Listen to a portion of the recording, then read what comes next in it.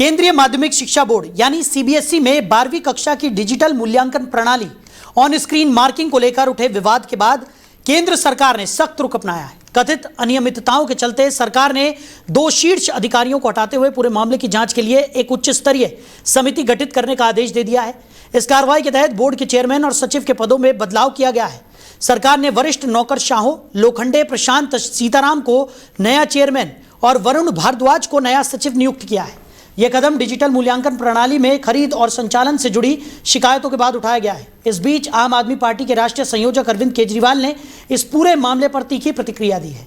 उन्होंने कहा कि केवल अधिकारियों का तबादला करना पर्याप्त नहीं है और ये कार्रवाई छात्रों व अभिभावकों के आक्रोश का समाधान नहीं है। केजरीवाल ने आरोप लगाया कि देश में लगातार पेपर लीक और परीक्षा प्रणाली में गड़बड़ियों की घटनाएं सामने आ रही हैं, जिससे शिक्षा व्यवस्था पर सवाल खड़े हो रहे हैं। उन्होंने ये भी कहा कि ऐसी घटनाओं से यह स्पष्ट होता है कि देश को एक मजबूत और शिक्षित नेतृत्व की आवश्यकता है, जो शिक्षा प्रणाली में पारदर्शिता और जवाबदेही सुनिश्चित कर सके। केजरीवाल ने केंद्र सरकार पर आरोप लगाते हुए कहा कि इस तरह के मामलों में केवल औपचारिक कार्रवाई करके गंभीर मुद्दों को नजरअंदाज किया जा रहा है। लगातार हो रहे पेपर लीक मामले को लेकर अरविंद केजरीवाल ने कहा कि इस देश को एक एजुकेटेड प्राइम मिनिस्टर की जरूरत है। फिलहाल सरकार ने जांच समिति बनाकर मामले की विस्तृत जांच शुरू कर दी है और भविष्य में सुधारात्मक कदम उठाने की बात भी कही जा रही है। तो सीबीएसई विवाद पर सरकार ने एक्शन लिया है। डिजिटल मूल्यांकन प्रणाली की जांच के आदेश यहां पर दे दिए गए हैं। केजरीवाल ने शिक्षा व्यवस्था पर भी सवाल उठाए हैं। आम आदमी पार्टी के संयोजक ने पेपर लीक मामलों पर सवाल उठाते हुए इस मामले को एक बार फिर से गरमा दिया है। तो नई नियुक्तियों के साथ सीबीएसई में बदलाव की भी बात निकलकर सामने आ रही है।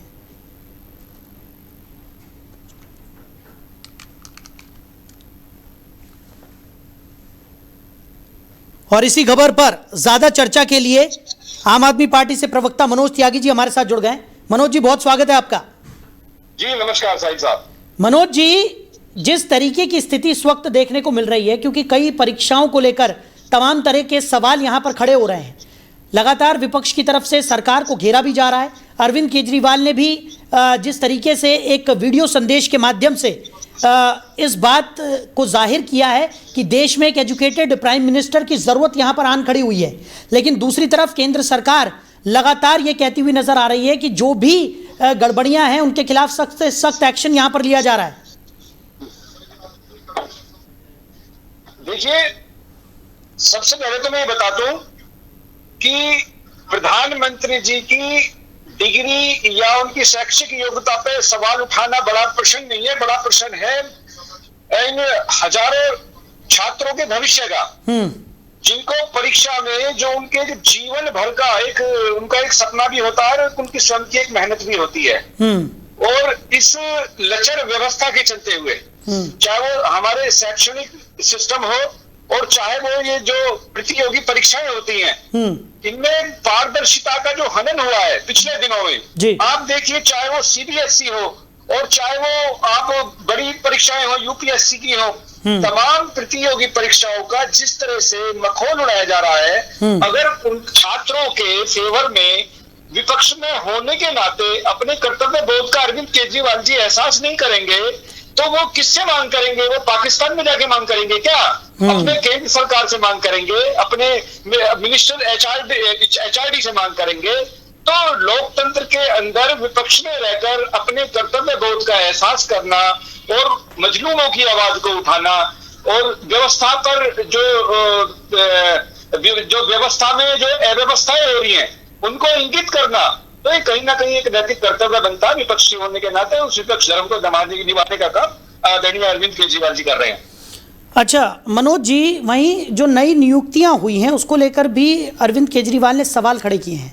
उन्होंने साफ तौर पर इन नियुक्तियों को लेकर प्रश्न चिन्ह लगा दिया है और दूसरी तरफ केंद्र सरकार का ये कहना है कि नई नियुक्तियों के साथ सीबीएसई में जो आगे की प्रक्रिया है वो और अच्छी और सुदृढ़ तरीके से आगे बढ़ पाएगी।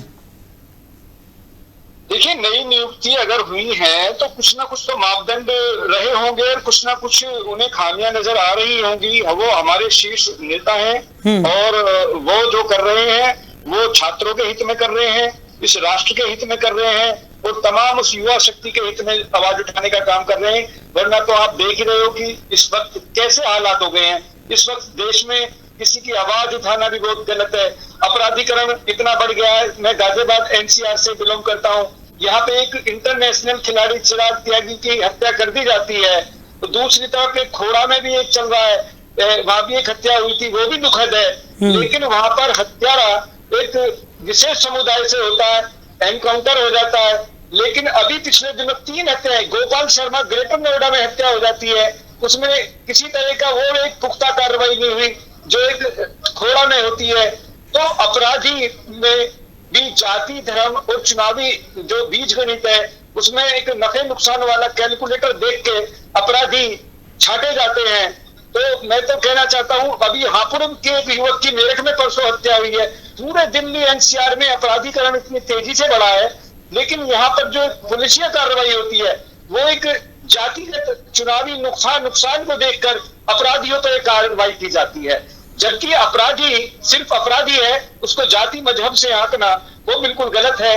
और इस पर भी अगर कोई प्रश्न उठाएगा, बोलेगा, तो कहीं ना कहीं लोकतंत्र में इस अभिव्यक्ति को दबाने की भी पूरी कोशिश हो रही है। और जितनी बातें हो रही है, ये मैं बड़ा विवश होकर, बड़े डरा और सहमा होकर बोल रहा हूँ। आज देश में अघोषित आपातकाल वाली स्थिति हो गई है कि झूठ को झूठ भी ना कहो और गुनाह को गुनाह भी ना कहो। तो कहीं ना कहीं जो आम आदमी पार्टी का हमारा शीर्ष नेतृत्व है, उनको चाहे कितना भी उन पर बर्बरता पूर्वक कार्रवाई हो, एक तो हम सबसे पहले बताते थे कि कानून और न्याय में आस्था रखने वाले लोग हैं हम लोग। ये पढ़े लिखे लोगों की पार्टी है, अपनी संवैधानिक व्यवस्था में विश्वास करने वाली पार्टी है।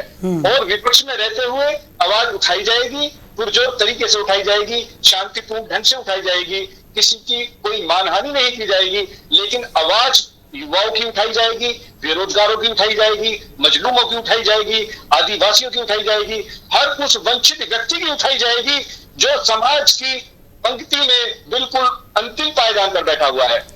चलिए मनोज जी, हमारे साथ जुड़ने के लिए, इस तमाम चर्चा के लिए आपका बहुत शुक्रिया। जी धन्यवाद साहब।